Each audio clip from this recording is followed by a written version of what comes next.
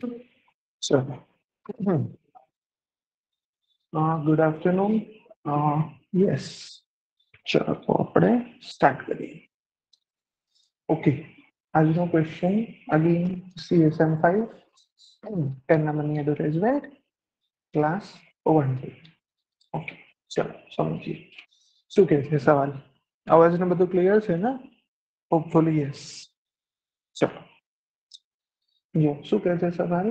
The distribution of power between the union and states under the 7th schedule of the constitution is not absolute. Examine the statement in context of union state relations. એટલે કે બંધારણની 7મી સૂચિ જે છે schedule 7 એની અંદર અમુક કેન્દ્ર બરાબર અને રાજ્ય એ બંને વચ્ચે ડિવિઝન કરેલું છે, રાઈટ. અને એ બંને વચ્ચે જે સત્તાનું વિભાજન છે એ અબાધિત એટલે કે એબ્સોલ્યુટ નથી, ચેન્જેબલ છે, મતલબ વેરી થઈ શકે. આ વિધાનને ભારતના કેન્દ્ર અને રાજ્યના સંદર્ભમાં ચકાસો. ઓકે, ચલો આમાં બે વસ્તુ કરી શકીએ આપણે. એક નવું તમને શીખવાડી દઉં. ચલો એક ઘડીઓ શીખવાડ દો બધાને. Right, this is my favourite part. તમને મજા આવશે. Right, this is four remembering all schedules. ચલો એક સવાલ તમને પૂછું, બધાને બધા શેડ્યુલ યાદ રહે છે કે અઘરા પડે છે? Schedule 1 2 3 4. Yes, good afternoon everyone. Yes, બધાને બધા શેડ્યુલ યાદ રહે છે? કોઈ મેથડ શીખવી છે શોર્ટમાં? મિક્સઅપ થઈ જાય છે. એટલીસ્ટ દર વખતે એકાદ બે સવાલ હોય છે. ડન, શીખી લઈએ. ચલો મારી જોડે બોલજો. One is son. ઠીક છે, વાર્તા કહું છું સાંભળજો. One is son. આપણે 7 શેડ્યુલ આવ્યો ને એટલે હું તમને બધા શેડ્યુલ શીખવાડ્યું. ઠીક છે. 2 ઇઝ શુ. 2 શુ. 3 ઇઝ ટ્રી. 4 ઇઝ બોર. ઠીક છે. 5 ઇઝ હાઈવ. આ બિયર વાળું બોર છે. ઠીક છે, બિયર નું જે હોય ને બોર એ વાળું છે. 5 ઇઝ હાઈવ. હાઈવ એટલે મધપૂડો. 6 ઇઝ સ્ટિક્સ. ઠીક છે. 7 is heaven. 8 is gift. 9 is fine and 10 is hen. 11 12 અલા ભાઈ 12 વાગી ગયા. 12 વાગી ગયા PM. કરેક્ટ. ચલો સમજી લઈએ. દરેકની એક વાર્તા છે, ફાસ્ટ ફોરવર્ડમાં સમજી લો. ચલો વન ઇઝ સન એટલે જો આ સુરત છે. તો કોઈ તમને પૂછે પહેલાના જમાનામાં કે તમારી ટેરેટરી કેટલી, તો તમે શું કહેશો? જ્યાં સુધી તમને સૂરજના કિરણો પહોંચે એ બધી જ જમીન મારી છે. દેટ મીન્સ કે ઇટ ઇઝ અબાઉટ શેડ્યુલ 1. 1 એટલે કે territory of India. 1 is son, સન પરથી ટેરેટરી. 2 ઇઝ શુ.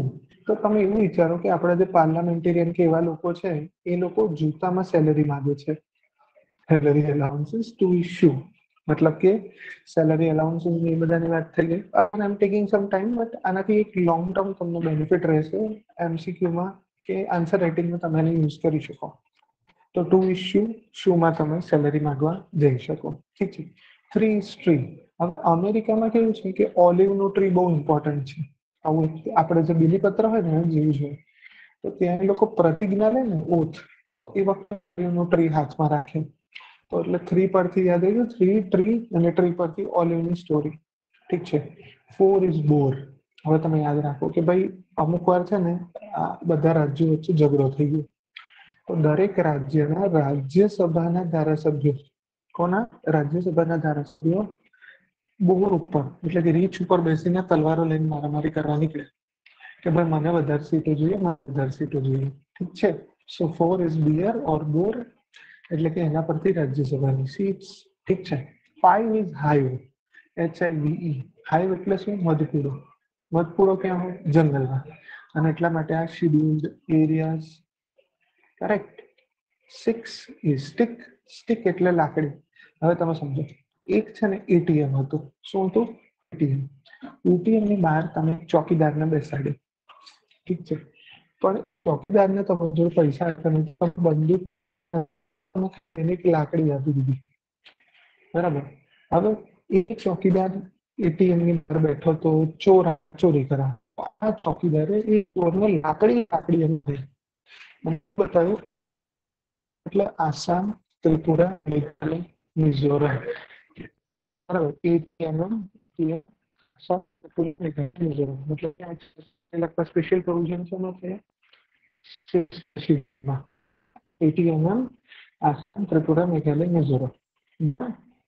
ઓકે, તો જુઓ એટીએમ થઈ ગયું. હવે અવાજ આવે છે બરાબર?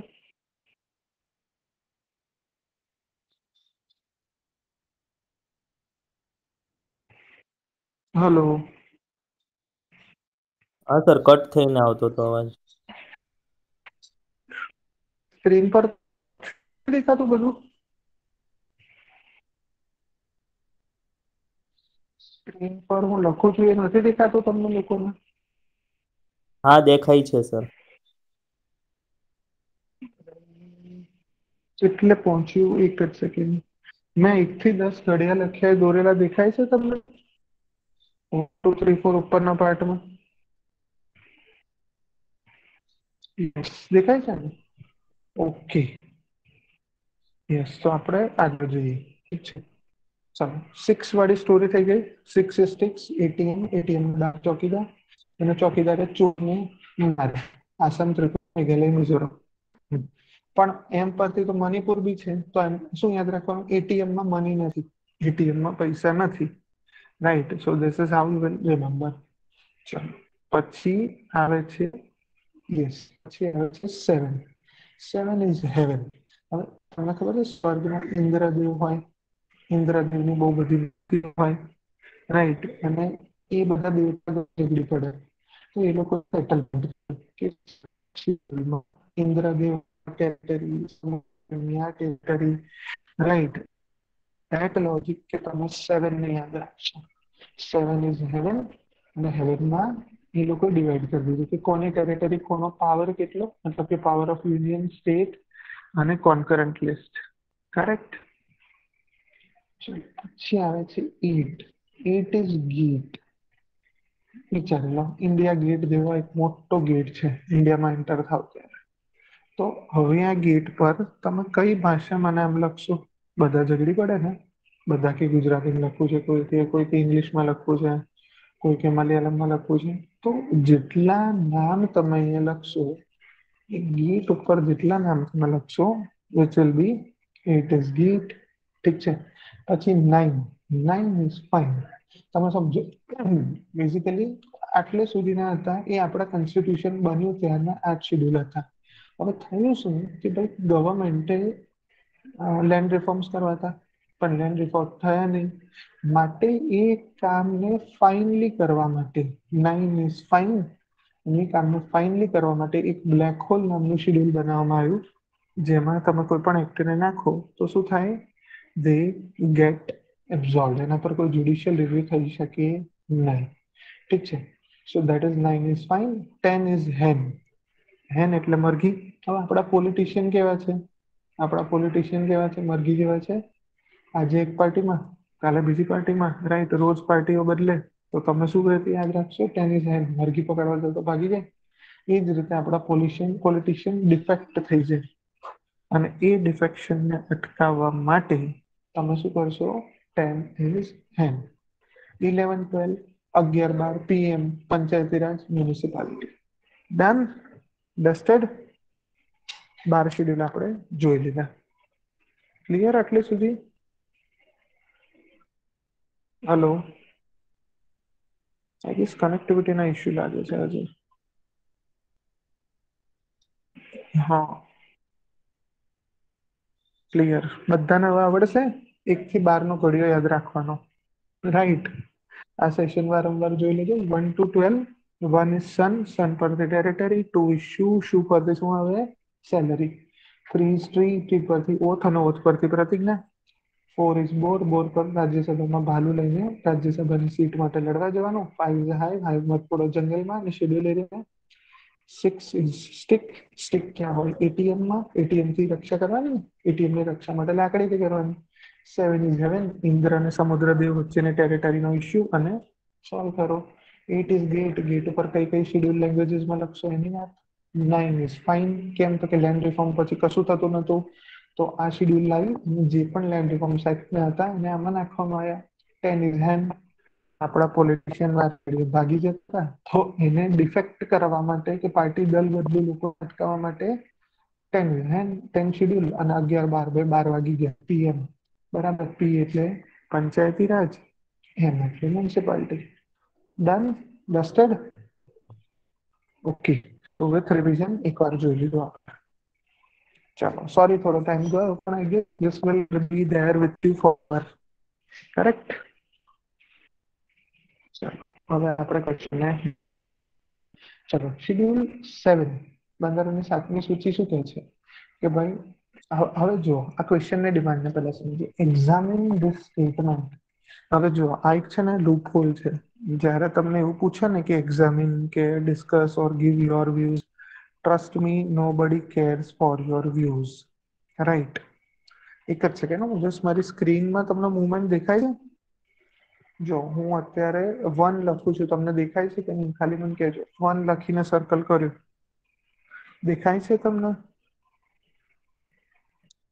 1 લખ્યો મેં અને સ્ક્રીન પર સર્કલ કર્યું. એક સેકન્ડ, વેઇટ. હું ફરી સિસ્ટમને ડિસ્કનેક્ટ કરીને ફરી કનેક્ટ કરી જોઉં. Right, just hold on for a second. Right. હા, એક જ સેકન્ડ આપણે જસ્ટ હોલ્ડ કરો, ફરી એકવાર સિસ્ટમને કનેક્ટ કરી જોઉં.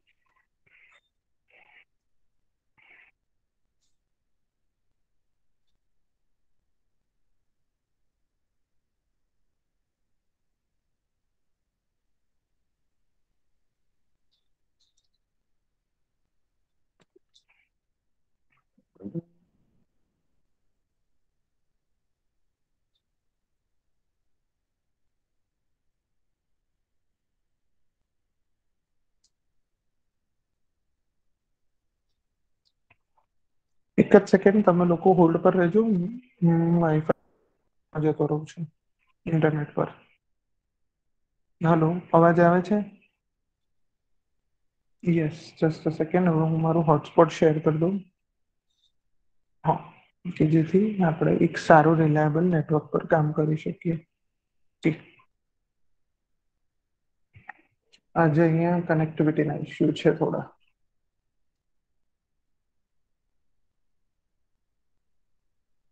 Just a second. સ્ક્રીન જરાક ઓફ થઈ હશે. I'll try to do it once again. I'll join.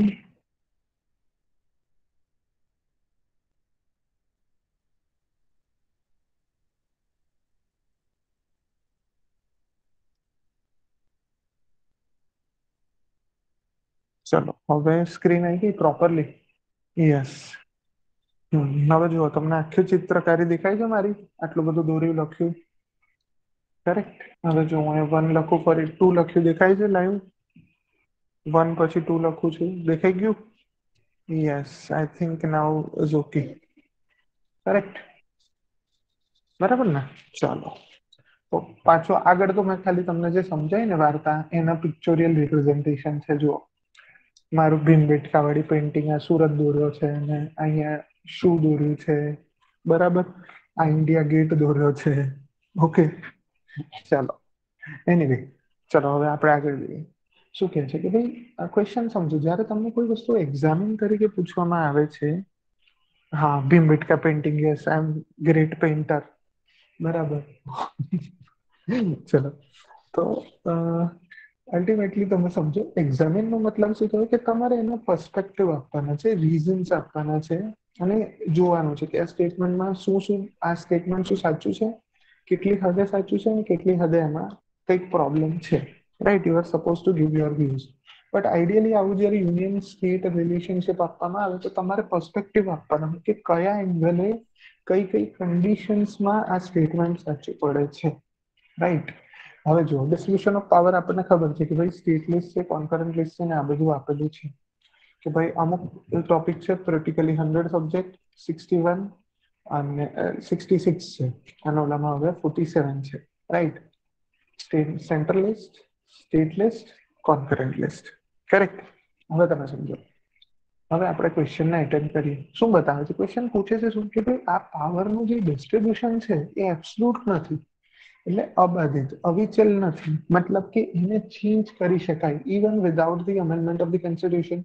મતલબ કે સવાલ એવું પૂછે છે કે ઘણી વાર યુનિયન સ્ટેટના પાવર એન્ક્રોચ કરી લે છે, રાઈટ? તો કઈ કન્ડિશનમાં સ્ટેટમેન્ટ સાચું પડે એની ચર્ચા કરવાની છે. Correct? This is the demand of the question. ચલો સમજીએ શું કહે છે. Schedule 7 of the Indian constitution શું કહે છે? હવે મારો આન્સર સમજાવું છું. Schedule 7 of the Indian Constitution has elaborated list of legislative powers કે જે 3 કેટેગરીમાં છે. 100 subject union list, 66 subject state list અને 47 કોન્કરન્ટ લિસ્ટ. રાઈટ, તો ટોટલ આ રીતે એનું ડિસ્ટ્રીબ્યુશન જોવા મળે છે. આ મેં ફેક્ચ્યુઅલ આપ્યું, રાઈટ? આન્સર રેટિંગમાં તમે એકચ્યુઅલ ઇન્ફોર્મેશન આપીને પણ ક્વેશ્ચન ચાલુ કરી છે. ચલો, યુનિયન એક્ઝિક્યુટિવ છે, તમે જો એના પાવર શું છે કે ભાઈ એ લોઝ બનાવી શકે, બરાબર, in the subjects of union list. જ્યારે સ્ટેટનો પાવર ખાલી સ્ટેટ લિસ્ટમાં જ છે.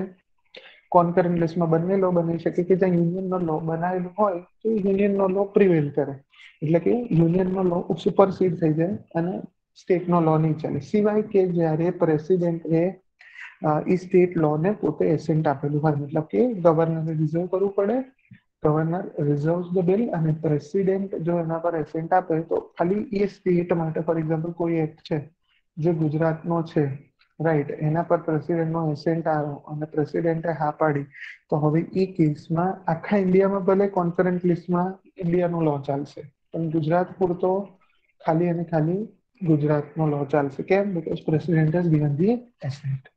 ચલો, પણ હવે તમે સમજો, પણ હજી તમે શું કહું છું, હું આ સ્ટેટમેન્ટના ફેવરમાં જઉં છું. અત્યાર સુધી મેં શું આપ્યું? મેં પાછળનો પાર્ટ સમજાય. હા, ડિસ્ટ્રીબ્યુશન ઓફ પાવર છે ખરું, યસ, ક્લિયરલી. કેટલી હદે ક્લિયર, ક્યારે, શું નહીં, આગળનો પાર્ટ સમજાય. હવે હું સમજાવું છું કે એબ્સોલ્યુટ કેમ નથી. રાઈટ, તો જો પહેલું રીઝન કે ભાઈ આ છે એ તમે જુઓ તો ભાઈ યુનિયન બાયસ છે. આપણને ખબર છે કે Indian constitution is federal but with unitary bias. એમાં ઇન્હેરન્ટલી જોવા મળે છે. અને કઈ કઈ રીતે છે કે જે ગવર્મેન્ટ લોઝ બનાવી શકે સ્ટેટ ડોમેનમાં, કયા કયા કેસીસ? જો ફોલોઈંગ કેસીસ. ચલો, પહેલો કેસ, જ્યારે નેશનલ ઇમરજન્સી હોય આર્ટિકલ 352 પ્રમાણે, ત્યારે પાર્લામેન્ટ લો બનાવી શકે ઇવન સ્ટેટ સબ્જેક્ટ પર. ઓલ ધો સ્ટેટ લેજિસ્લેચર ત્યારે પ્રોહિબિટેડ કે સસ્પેન્ડેડ નથી હોતું, તો પણ પાર્લામેન્ટ લો બનાવી શકે છે, મતલબ યુનિયન લો બનાવે છે. સેકન્ડ, પ્રેસિડેન્ટ રૂલ હોય અંડર આર્ટિકલ 356, તો સીધી વાત છે કે એ ટાઈમે પાર્લામેન્ટને પાવર હોય છે સ્ટેટ લેજિસ્લેચર. અને ઇવન આ ટાઈમે ઇધર એ સસ્પેન્ડેડ હોઈ શકે કાં તો ડિઝોલ્વ બી હોઈ શકે. એના માટે અગેન અલગ અલગ કેસમાં સુપ્રીમ કોર્ટે જજમેન્ટ આપે છે, પણ અહીં આપણે આ વખતે નથી. થર્ડ કેસમાં ઘણીવાર રાજ્યસભાને એવું લાગે કે નેશનલ ઇન્ટરેસ્ટ માટે એવું કોઈ ટોપિક છે કે ભલે સ્ટેટ લિસ્ટમાં છે, પણ પાર્લામેન્ટ સ્ટેટ ડોમેનનો લો છે, પણ એના માટેનો એક્ટ કોણે બનાવવો જોઈએ? પાર્લામેન્ટે. તો એવું કરી કોણ શકે? ઓનલી રાજ્યસભા. બરાબર, તો આ કન્ડિશનમાં બી પાર્લામેન્ટે લો બનાવી દીધો. કરેક્ટ. ધેન ઘણીવાર ઇન્ટરનેશનલ ટ્રીટી છે, ઓબ્લિગેશન છે, તો પાર્લામેન્ટે ભાઈ લો બનાવવો પડે. ફોર એક્ઝામ્પલ આપણે એવું કહીએ કે ભાઈ અમે હવે ઇન્ડિયા 2070 સુધીમાં કમ્પ્લીટલી ગ્રીન થઈ જશે અને કાર્બન ન્યુટ્રલ થઈ જઈશું, પણ આપણે એક્ટ બનાવવા જઈએ તામિલનાડુ ને વેસ્ટ બેંગોલ ને બધા ના પડે કે અમારે નહીં કરવું, તો ઇન્ટરનેશનલ ટ્રીટી છે બોસ, આ તો કરવું જ પડે.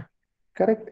ધેન પછી ઘણી વાર એ પણ એક એવું કેસ છે કે જ્યારે બે કે બીજું વધારે રાજ્યો રિક્વેસ્ટ કરે, રાજ્યની સ્ટેટ એસેમ્બલી રિક્વેસ્ટ કરે પાર્લામેન્ટને કે ભાઈ અમારા આ ટોપિક પર લિસ્ટ બનાવો, તો પાર્લામેન્ટ એ સ્ટેટ પર મે લો, એટલે પાર્લામેન્ટની મરજી છે કે ઈચ્છે તો બનાવી દે એ લોકોને લો કે લેગેન્ડા. અને એ રીતે તમે જુઓ તો એ સુપરસીડ કરે છે સ્ટેટના પાવરને. કેમ? તો કે બેથી વધારે સ્ટેટે રિક્વેસ્ટ કરી કે ભાઈ અમારા માટે આ કોમન લો તમે બનાવીને આપો. મતલબ કે એવું કહી શકાય કે ઓલ્ધો ભલે 7 શેડ્યુલમાં ડિસ્ટ્રીબ્યુશન આપ્યું છે, બરાબર, પણ એ જે ડિસ્ટ્રીબ્યુશન છે એ રિજિડ નથી અને ઓવરઓલ તમે જોવા બેસો તો ટિલ્ટ થાય છે in favour of union. Correct. This is, I guess, this was a wholesome answer અને 5.5 મને માર્ક મળ્યા છે. I got 74.5 out of 150 in this paper, which is again the same marks 10 નંબરમાં as well as, એટલે આ 26 નંબરમાં નહીં, આ 12 નંબરમાં બી એટલા છે, 26 નંબરમાં બી સેમ સ્કોર છે મારો. રાઈટ, તો દેટ રિમેન્સ સેમ. તો આ એક સબ્જેક્ટ તો મારો સારો છે, તો આમાં તો હું જનરલી સ્કોર કરું જ છું.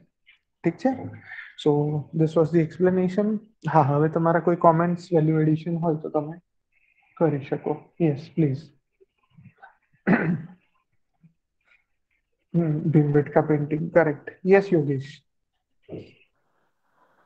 हाजी સર योगेश આમાં જે આર્ટિકલ 249 છે, हम्म, આર્ટિકલ 249 हम्म, બરોબર, એ આપણે પોઈન્ટ લખી શકીએ ને કે રાજ્ય દ્વારા हम्म, આર્ટિકલ 249 અંતર્ગત हम्म, ઠરાવ પસાર કરવામાં આવે ત્યારે પણ સંસદ અને રાજ્ય યાદીમાંથી કાયદા બનાવી શકે. કરેક્ટ કરી શકાય પણ તમે જગ્યા જુઓ તમે તમારો પોઈન્ટ સાચો છે પણ મેં આટલું લખ્યું ને તો મારો જીવ નીકળી ગયો કન્ક્લુઝન લખવાનો મને ટાઈમ ના રહ્યો અને પહેલો પાર્ટ તમે ના સમજાવો ને તો એ પણ બાયસ કહેવાય બરાબર એટલે મેં મેજર માનો કે એરિયા આપણે વધારે પેલો લીધેલો પાર્ટ છે, આપણે ઇન્ટ્રોડક્શન છે, એમાં જ સાથે થોડુંક સમજાવી દઈએ ને, ચાલે ચાલે વાંધો નહીં પણ બરોબર. એટલીસ્ટ આ રીતે પછી શું થાય, સરસ કારણ કે આમાં અબાધિત વસ્તુ છે એના વિશે જ વધારે તમારે લખવું પડે. સાચી વાત છે પણ મોસ્ટલી છે ને બંને પાર્ટને બેલેન્સ કરવાનો આન્સર હંમેશા બે પાર્ટ આમાં હોય થઈ જ જનરલી જાય, કોઈ પણ તમે પોઈન્ટ લખો એમાં તો થઈ જ જાય. બરાબર છે સો ગુડ સજેશન એડ કરી શકાય ડેફિનેટલી કારણ કે એમ જો એક પોઈન્ટ મેં લખ્યો છે એમાં કે આંતરરાષ્ટ્રીય સહમતિ છે એ લાગુ કરવા સંસદ રાજ્ય યાદીના વિષય પર કાયદા ઘડી શકે. તો આ કરેક્ટ એક મેં બી એ એમાં લખ્યું છે લખ્યું જ છે મેં આ રહ્યો જો ઇન્ટરનેશનલ ટ્રીટી 4th નંબરનો પોઈન્ટ હા લખ્યો છે રાઈટ તમે. બરાબર યસ કરેક્ટ લઈ શકાય ડેફિનેટલી ઇન્ટરનેશનલ ઓબ્લિગેશન છે તો પાર્લામેન્ટ લો બનાવી શકે મેં તમને 360 એક્ઝામ્પલ બી આપ્યું ને 312 ત્રણ ઇમરજન્સી યસ ત્રણેય 52 ઇમરજન્સી ફાઇનાન્શિયલ ઇમરજન્સીમાં એવો કોઈ લેજિસ્લેટિવ પાવર આવતો નથી ખાલી મની બિલ્સ ને રિલેટેડ જે બી વાત છે એ બધું સેન્કશનિંગ પાવર પાર્લામેન્ટના હાથમાં જતો રહે છે રાઈટ તો એ હજી સુધી થયું નથી તો એનો એક્ઝામ્પલ ઇન્ક્લુડ કરવું થોડું રિસ્કી હતું અને અમે 4-5 એંગલથી તમે લોજિકલી સમજાવવા જાઓ ને તો જગ્યા ભરાઈ જાય સી બધા પોઈન્ટ આપવા જરૂરી નથી પણ જે પોઈન્ટ આપો એ રીઝનિંગ સાથે આપો જો અમે આમાં કેવું કર્યું છે ઇવન 356 લાગે તો પાર્લામેન્ટ સ્ટેટ લેજિસ્લેચર સસ્પેન્ડ હોય કાં તો ડિઝોલ્વ થઈ શકે પણ જ્યારે 352 લાગે અને પાર્લામેન્ટ પાવર બનાવે છે ત્યારે સ્ટેટ લેજિસ્લેચર પ્રોહિબિટેડ બી નથી સસ્પેન્ડેડ બી નથી બરાબર તો આ ડિઝોલ્વ બી નથી સમજો તો આ ડિટેલ મેં આપી તો આવી ડિટેલ જ્યારે આપવા જાવ ને ત્યારે તમારી જોડે જગ્યા ખૂટે ફોર એક્ઝામ્પલ આને આવી રીતે બી લખી શકાય કે 1 નેશનલ ઇમરજન્સી 2 પ્રેસિડેન્ટ રૂલ 3 પણ એ 3 ફોર એક્ઝામ્પલ કે નેશનલ ઇન્ટરેસ્ટ રાજ્યસભા 4 તો કે 2 or more state request 5th international treaty 6th article તમે જે કીધું હોય 249 પણ પ્રોબ્લેમ શું થયો સમજે આનો કોઈ મતલબ નથી તમારે લિસ્ટ નથી આપવાનું તમારે રીઝનિંગ સાથે સમજાવવાનું છે ગીવ રીઝન્ડ આન્સર રાઈટ અને રીઝન આન્સર માટે તમારે ઘણું બધું લખવું પડે લોજિકલી સમજાવવું પડે ઠીક છે I hope justifies yes yes sir. હા ચલો હવે આપણે બીજા કોઈના વ્યૂઝ જોઈ લઈએ આ પેપરમાં ડિફિકલ્ટી બહુ છે મારા માટે સૌથી ઇઝી પેપર આ છે વાંચો વગર જ જઉં છું હું પણ જેનું લેન્જ કરું છું એક સેકન્ડ રતન એક સેકન્ડ હું એક કોમેન્ટ વાંચી લઉં ઇન્ટરનેશનલ એવિએશન માટે સ્ટેટ સાથેના સબ્જેક્ટ માટે એમાં સેન્ટ્રલ લો બનાવે કરેક્ટ બનાવે છે મેં હમણાં જ એક્સપ્લેન કર્યું ફરી કિંજલ યસ રતન બોલો આમાં સાહેબ માની લો કે સંસદને પાવર છે કે અમુક જે રાજ્ય યાદીના વિષય છે એ સંયુક્ત યાદીમાં લઈ જઈ શકે છે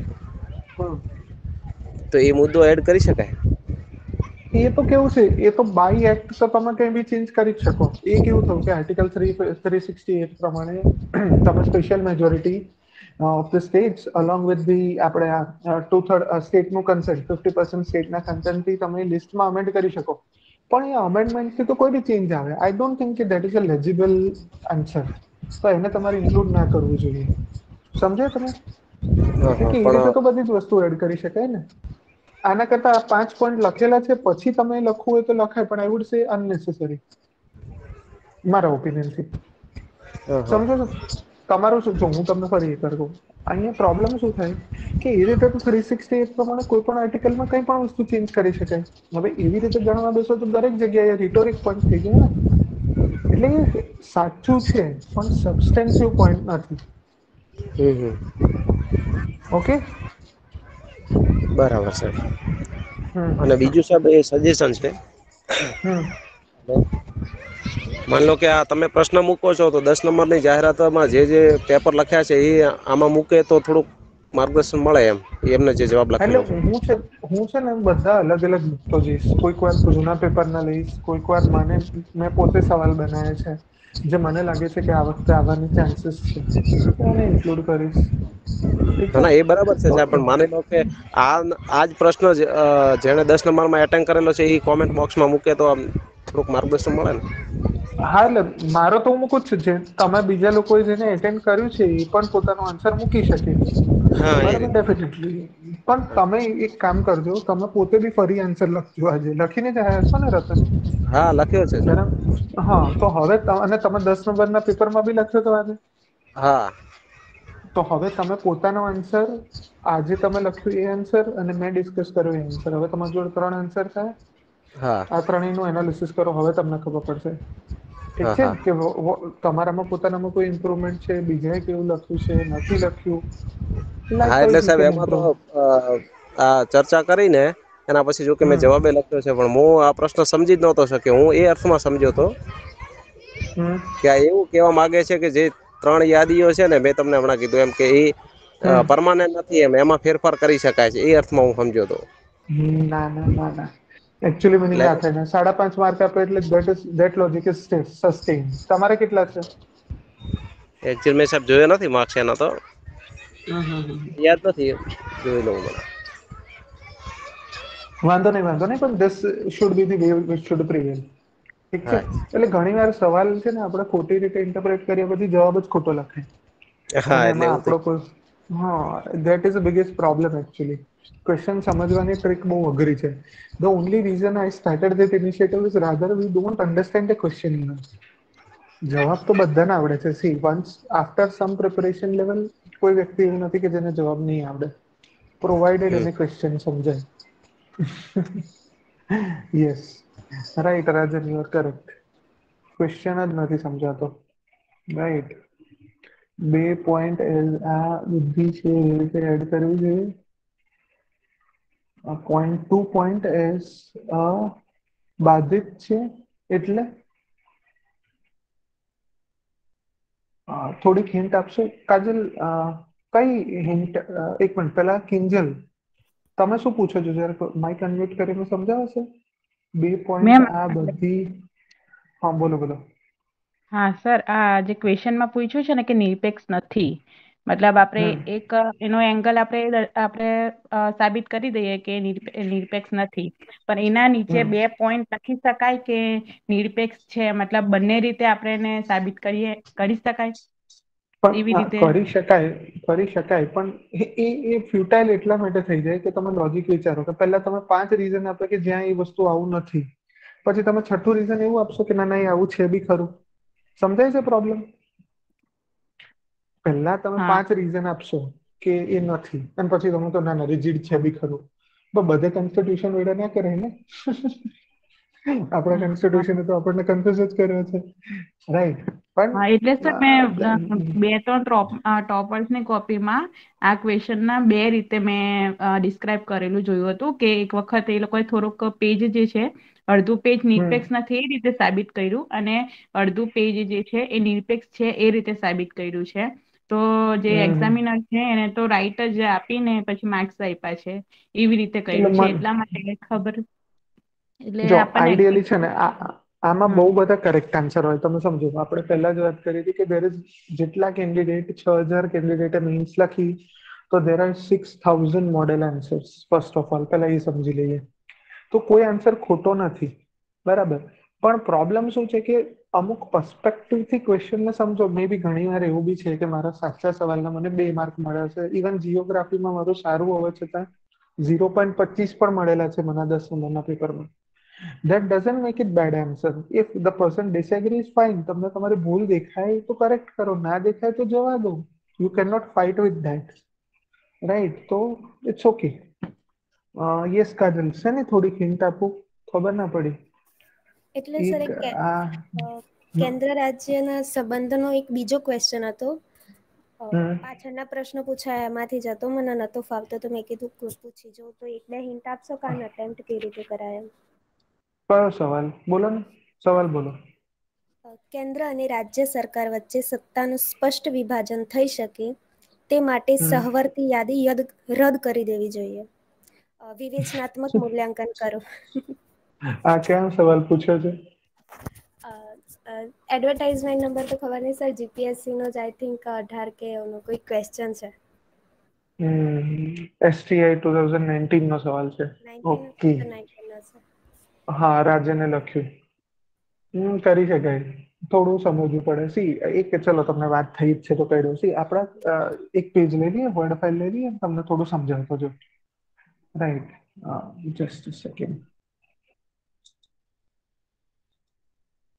ઓકે. ચલો, સવાલ ફરી એકવાર કહી દો તો. કે એવું કહે છે કે ભાઈ કેન્દ્ર અને રાજ્ય વચ્ચે જે બબાલ છે, સત્તાનું રાઈટ. સ્પષ્ટ વિભાજન થઈ શકે એ માટે સહવર્તી યાદી રદ કરી દેવી જોઈએ.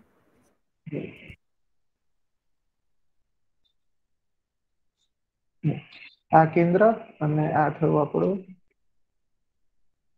રાજ્ય. ના, આપણે એમ કહીએ છીએ કે આ બંને વચ્ચે સત્તાનું ક્લિયર વિભાજન ત્યારે જ થશે જો કોન્કરન્ટ લિસ્ટમાં જે લો બનાવે છે એ ના હોય તો. કરેક્ટ. પહેલું તો તમે કહી શકો કે no, ideally this should not be done.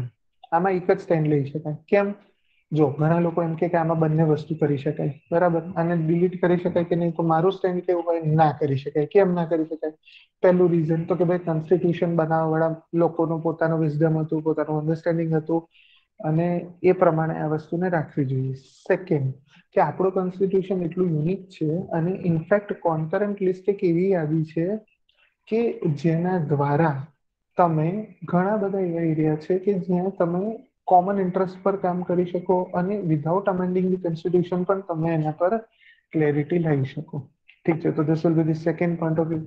The third reason કે ભાઈ આને કેમ ડિલીટ ના કરવી જોઈએ, તો કે ભાઈ જો આ ઘણા ટોપિક એવા છે કે જે કોઈ એક જ ડોમેનને બિલોંગ નથી કરતા. ફોર એક્ઝામ્પલ, જેટલા પણ કોન્કરન્ટ લિસ્ટના ટોપિક છે એ cut across both the lines. હવે ટોપિકનું નેચર એવું હોય કે જેમાં બેયને કામ કરવાની જરૂર પડે અને એમાં તમે ખાલી એકમાં જે મૂકી દો તો એ ટોપિકમાં બીજા લોકો કોઓપરેટ કરવાની ના પાડી દેશે. એ ઇસ્યુ થાય. એટલે 3-4 એંગલ આ લખી શકાય. પછી ઘણા સ્ટીલ તમે એમ કહી શકો કે આને ના તરત નહીં પાડવાની. તમારે પહેલા તમે સ્ટાર્ટ કરી શકો કે the reason why this question has been arise is due to first, કે આવો રીતે બહુ બધો કોન્ફ્લિક્ટ થઈ રહ્યો છે. સેકન્ડ, સ્ટેટ ડિમાન્ડ કરી રહ્યા છે કે ભાઈ આમાંનો પાવર અને ઓટોનોમી નથી રહી, લિબર્ટી નથી રહી, કેન્દ્ર મન ફાવે ત્યારે બધા જ ટોપિકને એક તો કોન્કરન્ટ લિસ્ટમાં વધારતી જાય છે અને જોડે જોડે કોન્કરન્ટ લિસ્ટમાં વધારતી તો જાય જ છે, કોન્કરન્ટ લિસ્ટ મોટું થતું જાય છે, સ્ટેટ લિસ્ટ નાનું થતું જાય છે, અને ઇવન ઘણી વાર તો સ્ટેટ લિસ્ટમાં બી એન્ક્રોચ કરી દે છે. તો ત્રીજું કે ભાઈ આ ફેડરલિઝમની અગેન્સ્ટ છે અને મદદ ચવાઈ ગયેલી આર્ગ્યુમેન્ટ ઇન્ડિપેન્ડન્ટ ઓફ સ્ટેટની અગેન્સ્ટ છે. તો આ બધા રીઝનને લીધે અહીંયા સવાલ ઉદ્ભવ થયો છે. However this are the reasons જેના લીધે આ ના કરવું જોઈએ. અને કન્ક્લુઝન શું આપવાનું ખબર છે? Steel for further deliberations and discussions required to be done, and therefore a joint parliamentary committee needs to be set up, and Parliament, along with the panel of experts and constitutional balance members and knowledgeable persons, should sit together, find an amicable solution, and should work towards making India sustainable working democracy. ઠીક છે? Because ultimately creation of this three list is what? To create a sustainable working democracy. આવું કંઈક હું લખી શકું એમ. આ just મેં અત્યારે એક જ મિનિટમાં તમને વિચારીને સમજાવી. Kajal, hopefully this is okay. Hello. Okay, fine. તો this could be something like this. ઠીક છે? મેં આવું કંઈ લખ્યું હતું, મને 7.5 આપેલા. જોરદાર. તો ઠીક છે, હવે મેં અત્યારે જસ્ટ એક જ સેકન્ડમાં બનાવી દીધું કે આ રીતે કંઈક થાય. Okay, yes. આજે આપણે ખાસો લાંબો સેશન થઈ ગયો નહીં, પણ હોપફુલી મજા આવી હશે. ઘણું બધું આપણે નવું શીખ્યા. ટોપિકને થોડો હોલસમલી ડિસ્કસ બી કરી લીધો, બરાબર, અને અલગ અલગ પર્સપેક્ટિવથી કામ કર્યું. યસ, ચલો. Hopefully those who have enjoyed or invested the time would have definitely got the benefits. ચલો, હવે આજનો સવાલ એક હું ફરી હમણાં શોધું અને મૂકી દઉં છું. કાલે ફરી પાછો એક આન્સર સાથે આપણે ફરી મળીએ. यस, चलो राजन, बाय बाय, टेक केयर।